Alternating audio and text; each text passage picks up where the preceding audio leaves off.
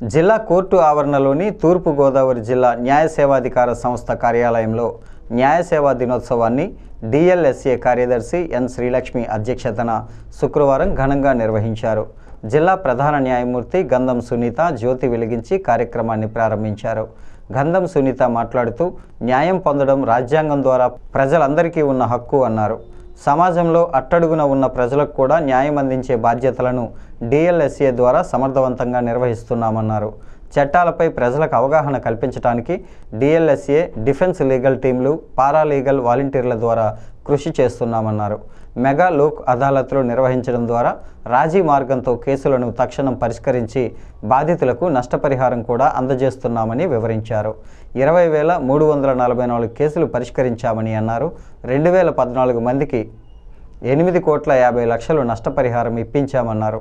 మరొక న్యాయమూర్తి ఎం మాధురి, అదనపు ఎస్పీ ఏవి సుబ్బరాజు, బార్ అసోసియేషన్ అధ్యక్షుడు శోభనాద్రి శాస్త్రి, డిఐ దిలీప్, ఇతర ప్రభుత్వ శాఖల అధికారులు పాల్గొన్నారు.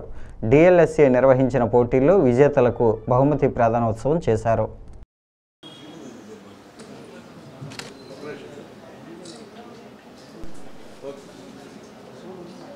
బెనిఫిట్ అయ్యి మనకి ఈ సర్వీసెస్ని ఉపయోగించుకుంటున్నారు అనేది ప్రజల దృష్టికి కూడా వెళ్ళి ఇంకా ముందుకు వచ్చి ఆ సర్వీసెస్ని ఉపయోగించుకుంటారనే ఉద్దేశంతో ఈ స్టాటిస్టిక్స్ చెప్పడం జరుగుతుంది. మొత్తం లీగల్ ఎయిడ్ ఈ సంవత్సరం ప్రొవైడ్ చేసింది 848 మందికి. లీగల్ అవేర్నెస్ క్యాంప్స్ 3,513 కండక్ట్ చేస్తే 1,76,678 మంది ప్రయోజనం పొందారు. ర్యాలీస్ 76, 10,415 మంది బెనిఫిట్ అయ్యారు. డోర్ టు డోర్ క్యాంపెయిన్స్ కూడా 1,17,100 కండక్ట్ చేస్తే 10,201 మంది బెనిఫిట్ అయ్యారు. మొత్తం ఈ జిల్లాలో అంటే composite east Godavari district, revenue districts మాకు రావు కాబట్టి జ్యుడిషియల్ డిస్ట్రిక్ట్స్ తీసుకోవాలి కాబట్టి composite east Godavari district consisting of Rajamahendravaram, Konaseema, Kakinada, Alluri Sitarama అన్నింటిలో 1,374 విలేజెస్ ఉంటే మేము ఈ సంవత్సరం కవర్ చేసిన విలేజెస్ 1,146. మేము అంటే నేను, నా టీం, మిగతా జ్యుడిషియల్ ఆఫీసర్స్, స్టాఫ్ వీళ్ళందరూ కూడా కండక్ట్ చేసినవి. వాటిలో రెగ్యులర్గా మేము చేసేవి లీగల్ అవేర్నెస్ ప్రోగ్రామ్స్, జైల్స్లో కండక్ట్ చేయడం, చిల్డ్రన్ హోమ్స్ విజిట్ చేయడం, అబ్జర్వేషన్ హోమ్స్కి వెళ్ళడం, అలాగే ఓల్డేజ్ హోమ్స్కి, హాస్టల్స్కి ఈ జిల్లాలో ఏవైతే ఉందో వాటన్నిటికీ వెళ్ళడం, అక్కడ ఫుడ్ కానీ ఫెసిలిటీస్ కానీ పిల్లలకి, సీనియర్ సిటిజన్స్కి ఉందా లేదా అనేది మేము పరిశీలించుకొని ఎప్పటికప్పుడు డిస్ట్రిక్ట్ కలెక్టర్ గారికి సజెషన్స్ ఇస్తూ హైకోర్టు వారికి రిపోర్ట్ పెట్టడం. ఇది పాస్ అయింది కానీ ఇప్పుడు గవర్నమెంట్ ప్రెసిడెంట్ అసెంట్ అనేది మనకి 9 నవంబర్ 9న 1990 నుంచి అది ఇంప్లిమెంటేషన్లోకి రావడంతో మనం ఆ రోజుని లీగల్ సర్వీసెస్ డేగా జరుపుకోవడం మనందరికీ తెలుసు.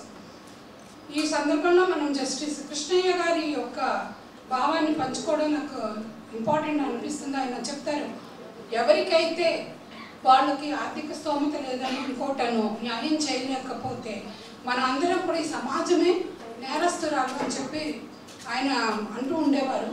కాబట్టి ఇది తప్పించుకోవడానికి చిన్న వృక్షంగా శిలాస్ అని ఒక చిన్న కమిటీగా ఫామ్ అయినటువంటి సంఘం ఈరోజు ఒక యాక్ట్ కింద వచ్చి శాఖోపశాఖలుగా విస్తరించి ఎన్నో స్కీమ్స్ని ఇప్పుడు నల్సా వాళ్ళు ఎన్నో స్కీమ్స్ పెట్టారు. మేజిస్ట్రేట్ గారు వారి యొక్క అనుభవము ప్రజలకు తెలియాలి మారుమూల ప్రాంతాలని.